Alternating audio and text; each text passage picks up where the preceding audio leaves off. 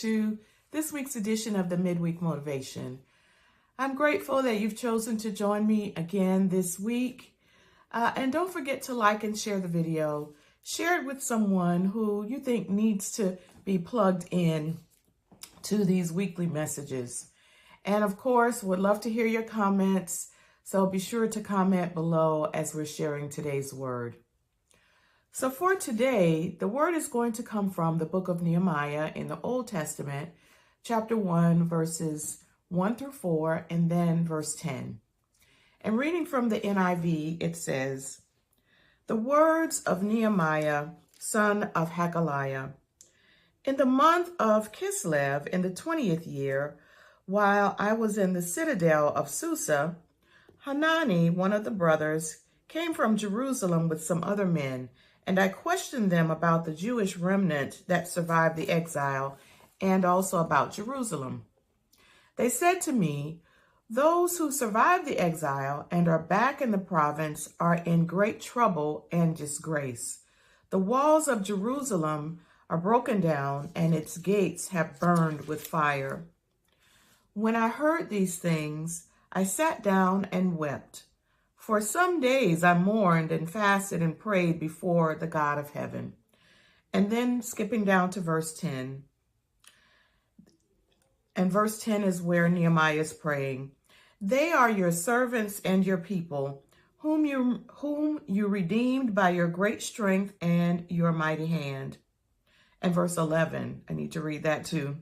"O Lord, let your ear be attentive to the prayer of your servant and to the prayer of your servants who delight in revering your name. Give your servant success today by granting him favor in the presence of this man."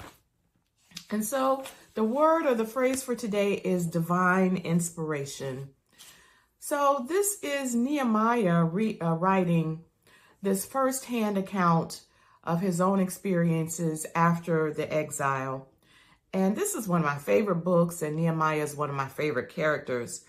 And so at this time, the Jewish people are in exile, including Nehemiah. He is in a province called Susa. He is serving King Artaxerxes as a cupbearer. And there's a remnant of people in Jerusalem who were left after the exile and after most of the people were taken captive. And so Nehemiah is serving as a cupbearer of Artaxerxes, and he receives news that Jerusalem is in great distress and trouble. The walls of the city have been broken and burned, and the walls of a city served as a means of protection. So the people who are left there are vulnerable to attacks because the walls have been broken and burned down. And so when he gets this news about what's happening in the homeland, you see how he reacts. He weeps, he fasts, and then he prays over the situation that is going on. And so I didn't read verses 5 through 9 for the sake of time, but I encourage you to read that because then you'll see the bulk of Nehemiah's prayer to God after he hears this news about what is happening at home. But as he wraps up his prayer in verses 10 and 11, and we did read that, we see that he asks God for success and favor as he plans to go before the king. Now, in his job as a cupbearer, he goes before the king often. His job is to taste the king's cup so that it's not poisonous. So if it is poisonous, guess who dies? The cupbearer. So Nehemiah is in a trusted position of power. He sees the king on a regular basis. And so as he prepares to go to the king after he receives this news, he's praying for success and favor. He's praying and he's asking God for divine inspiration about what to do. Again, that's our word for today, divine inspiration. So Nehemiah is not the only person that can get divine inspiration from God, right? We can too. So divine inspiration are those instructions that we get from God, clear instructions on how to handle a situation, how to handle how to move forward in something. And this is not just inspiration, but it's divine inspiration. It's inspiration and insight and instruction on how to do a thing directly from God. So how do we tap into this divine inspiration? First, we have to recognize that we have a problem. There's something that we have to solve. And we realize that I can't do it in my own intellect, my own strength.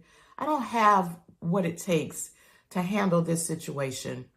In the case of Nehemiah, he was in an exile situation, and although he had a prominent position, he was taken from his homeland. So he didn't necessarily have the freedom to just come and go as he pleased. And he didn't know what he would be facing in Jerusalem if he would be allowed to go. So he realized that he had a problem that he didn't have the answers to. And so he recognized that I need help. So that's the first step to tapping into divine inspiration. Recognize that you need help. And then seek the one who can give you the help, and that's God. Seek God for the inspiration that you need to handle the situation. In the case of Nehemiah, he fasted and prayed after he learned about the problem. And what's interesting to me is that he didn't try to figure out the problem first, then fast and pray. He fasted and prayed first. He went right into seeking God for insight and direction.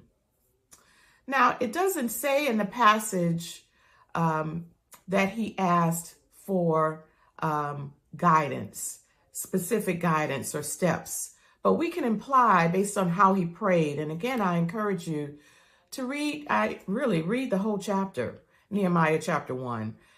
You'll see the prayer he prayed, and we can imply that when he says, give me success as I go before the king, he must have been asking or thinking about asking for some kind of wisdom to handle this situation. And then if you read chapter 2, you'll see that he goes before the king in his position as cupbearer. The king notices that his face is sad, his countenance is sad. And so when the king asks, what's wrong, that's Nehemiah's open door. And so Nehemiah shares with him what he's learned. And then the king immediately says, okay, let me help you. Gives him permission to go to Jerusalem, gives him letters to give to other leaders and kings along the way who will help him in his quest to rebuild the walls of his homeland. So the king gives him access to resources. Look at how God answers and gives this divine inspiration, gives him access to the resources he will need to be successful.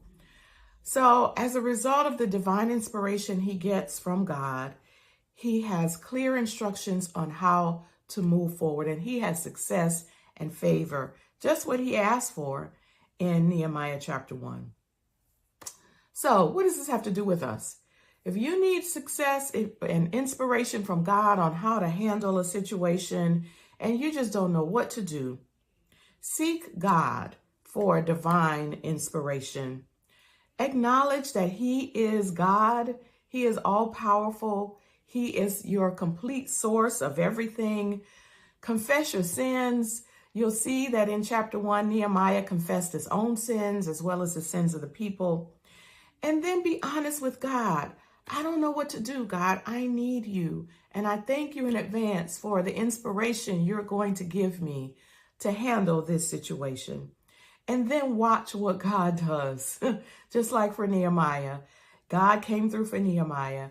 He will come through for you as well.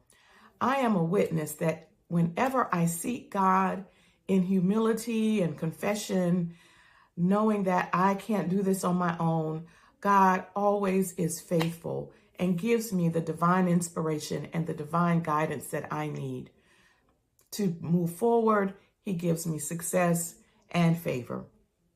So that is the word for today, divine inspiration. Tap into it today.